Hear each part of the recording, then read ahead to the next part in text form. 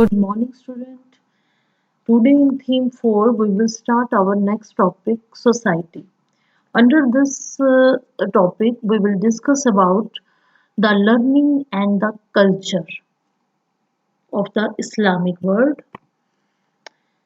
Today, I am telling you about the society, the division of the society. The society on that time was divided into the four parts. First part, in the first class, we seen that Muslim of the ruling class. They were the rulers. Muslims were the rulers and those who were at the top of the society. Then newly converted Muslim people, those maybe the Hindu or maybe the Jewish Christians, they convert themselves into the Muslim religion. Then the third one is non-Muslim people, those who were not converted their religion, maybe the Jews, maybe the Christians, okay, and others that were known as the non-Muslim people. And the fourth one, slaves people. So on that time the society was divided into these four parts or the classes. Now learning and culture. Ulemas. Ulemas were like as the in Hindu religion the pujaris, okay, Brahmins, Pandit, same as it is in the Islam, the ulemas, they were the interpretation of the Quran. They interpret the Quran. They also explain the Quran to the people. Islamic laws. Islamic laws known as the Sharia. The Sharia provided guidance on all possible legal issue within the Sunni society. The Qazi, the judge, appointed by the state in each city and locality, because the all the disputes or the problems were not solved by the only the ruler. Okay, so the ruler also appointed the qazi in every city and in every all the locality, and these qazi sort out the problems on that time of the people.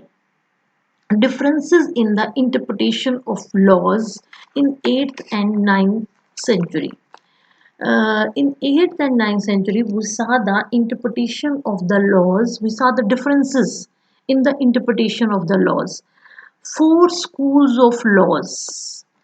Okay, four school of laws, yeah, or the mazhab were there. That one known as the Malaki, Hanifi, Shafi'i, and the Hanbali schools, each named after a leading jurist. Okay, and the last being the most conservative, the Sharia provided guidance on all possible legal issue within this Sunni society, though it was more precise on the questions of the personal status, like as the marriage, divorce, or inheritance. Then on the commercial matters or the panel and constitutional issues, these four schools of the laws, they were the people they were adopted the Maliki schools or the Hanifi, Shafi, or the Hanbali. Okay, Quran, a book in the Arabic divided into the 114 chapters. This is the holy book of the Muslims, and this book is in the Arabic language, which divided into the 114 chapters. These chapters were known as the surahs, arranged from big to small, except first chapter, short prayer, Al-Fatiha or opening. Only first chapter is a short prayer. Rest this all these chapters were arranged from big to small. According to Muslim tradition, the Quran is a collection of messages which God sent to the Prophet Muhammad between 610 to 632 AD. Uh, that this Quran is a collection of messages by the god, and god sent these messages to prophet muhammad, and firstly in the Makkah and then in the Medina. That's why these two cities in this time also the holy places of the Muslims, because the I think already you know that the Prophet Muhammad lived firstly in the Makkah, and then he uh, went to the Medina. The task of compiling these revelations or the messages was completed sometime in AD 650.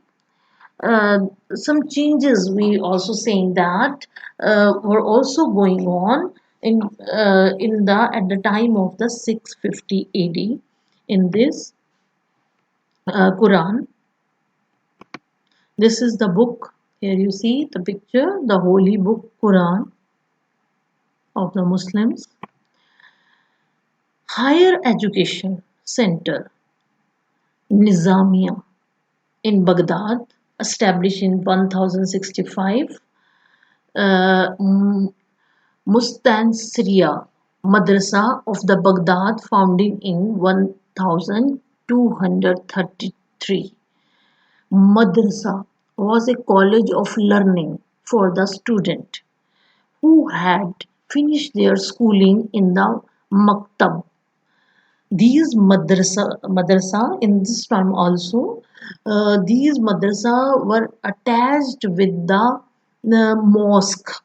Okay, and the student, the Muslims children, they were also getting the education even in this time also in these madrasa. They were getting the religious education as well as the other, but the main purpose of these madrasa is that to provide the religious education to the Muslim children or the student. Educational institution Alexandria, Syria, Mesopotamia. On that time, these were the main educational institution for the Muslim students. Greek philosophy, maths, astronomy, medicine. These were the main subjects which the students they were getting the knowledge about all these subjects. Translation of books into the Arabic. The books were also many books were also translated into the Arabic language. That Arabic was the main language of the people on that time, and they also wanted that the maximum students they were getting the knowledge of this literature in their own language. That's why the translation of the books into the Arabic language. Introduction of paper from China. As we know that, first of all, the paper introduced by the China in 1896. A huge collection of the medieval Jewish documents was discovered in a sealed room. Jewish documents was discovered in a sealed room that was known as Geniza of a Ben Ezra, that is the Jewish temple in the Fustat, Egypt. That one Zenina records. Thanks to the Jewish practices of not destroying any piece of writing that contained the name of the god. So, with the help of that records, we also getting the knowledge about this Jewish religion. But student, our this topic is till now not completed. In next video, we will complete it. Thank you.